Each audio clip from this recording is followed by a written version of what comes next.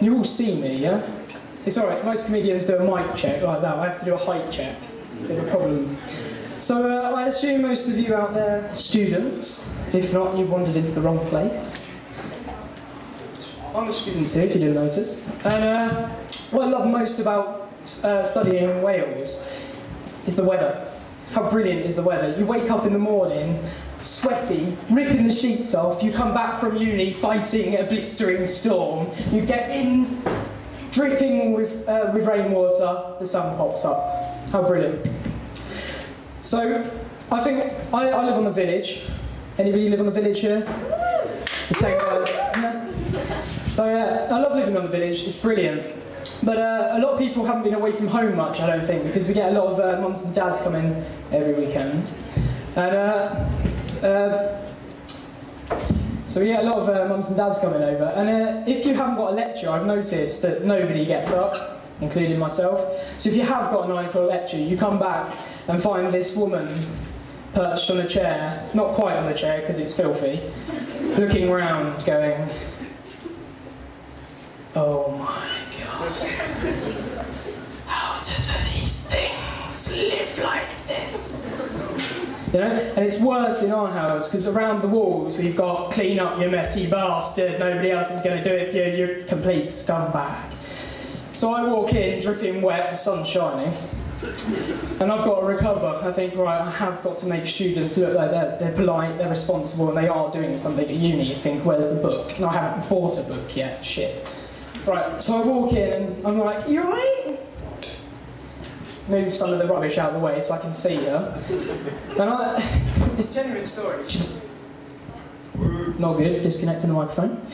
Genuine story, I sat down and I was talking to her, and when you have a conversation with somebody, you always seem to go onto the weather, which is quite interesting in Wales. So, this woman, eventually, she sat there and she goes, it must get very dark around here. And I was like, well, yeah, it does, you know, because the rain cloud's coming over, you can barely tell whether it's day or night. She said, no, it must get dark at night. Yeah? Well, it must get really dark. Well, it's not the bloody Northern Lights, is it? I think it's a characteristic of night, is to be dark. Kind of dark at my place as well. Keep polite. No, but anyway, so you get a lot of weirdos in the student village, you know? You've always one per household, and if you don't think you've got one, it's you. So, you know, I walked into a lot of houses during Freshers' Week, just bowling in, pissed. I'm a neighbour. But in this particular one, I've walked into my actual next door neighbour, and I've bowled in, and he's gone, yeah, so Uncle Rodney, he was convicted of rape in '93. There was, of course, and I'm stood there like, well, hello, am I your neighbour? I've gone back thinking, no, I must have misheard. And then, of course, there was that time he almost got convicted of paedophilia, but he got off. She had amnesia. So, I'm like, all right, I'm drunk, but that's sick. I'll come back tomorrow. You know? But we've got one in our house as well, and I'm going to tell you about him when I've cleared my throat. Our one is called Ian. Now, a lot of people like to fiddle, especially when they're nervous, yeah? I'm fiddling slightly with this cable. That's why I keep disconnecting it. But our one's... Freaking hell. Our one's called Ian, right? And most people like to fiddle with things. Some people bite pencil tops, you know, some people play with them like that. He plays with them with knives. You walk in and he stood there going, good lecture.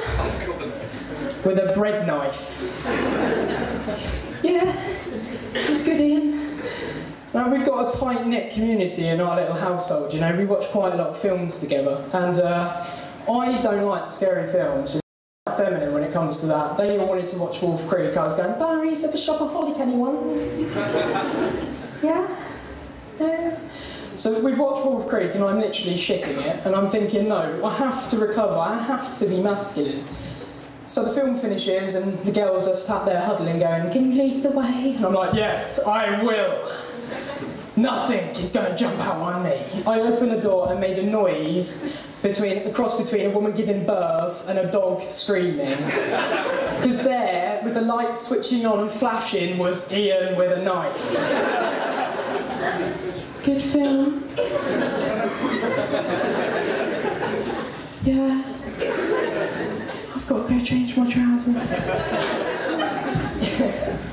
So it's brilliant living on the student village, but there's only one problem, is that you have to go and get a bus every day, you know, a 20-minute ride, whatever. And I don't know what it is about bus drivers, but in their trade union rules, it must say, be a knob. You know? When you see person running for bus, wait till he is within 5 yards and pull away. You know? Now, genuine story, I was coming back from the university sports centre, whatever. I don't do sport, I was looking at it. And there was a woman at the bus stop, and we've all got on and everything, and then we carry on to the next bus stop. And the bus pulls about 20, you know, normal strides away from her, and you're thinking, okay, she stood there 70, 80 with 2 crutches. She basically moves to the bus like this.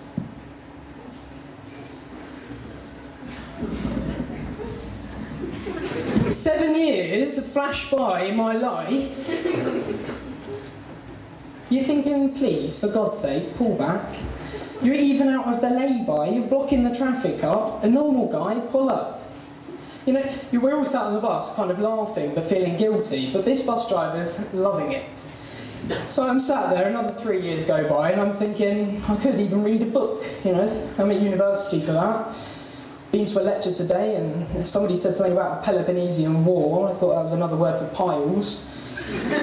You know, I'm thinking, right, I'm going to read this book.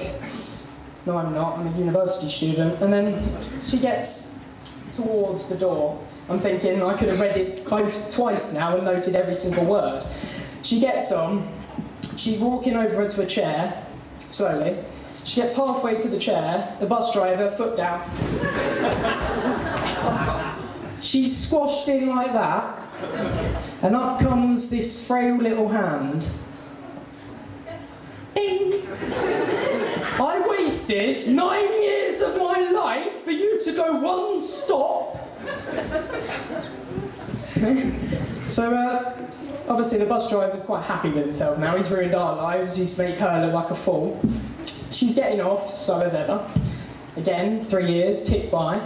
Bus driver's sat there, turns around, as if he's checking anything. He's just looking smug. You right, love? You right, everyone else? No running? No rush? No rush now? She gets off. I'm sat there now feeling slightly guilty because I've laughed at an older woman. Oh well. And she gets off and the bus pulls by. I look out the back window and there's this woman preparing to cross the busy road. Anybody that lives between the university and the student village, not between, sorry, in the student village, there's a massively busy road halfway, yeah? She's got off there. She stood there ready. And I'm thinking, she's going to be there tomorrow morning, in the middle of the road, still shaking. I'm feeling really sorry for her now. I'm thinking, how could you, you bastard? You could have let her get off the other side or something. The bus driver's still looking smug with himself as he pulls off. This woman has lifted her left crotch up, put it in her right hand. I'll talk louder. Put it in her right hand. She stood up, she strode across the road. Witness, 2 fingers up at the bus driver. Thank you, goodbye. I'm off.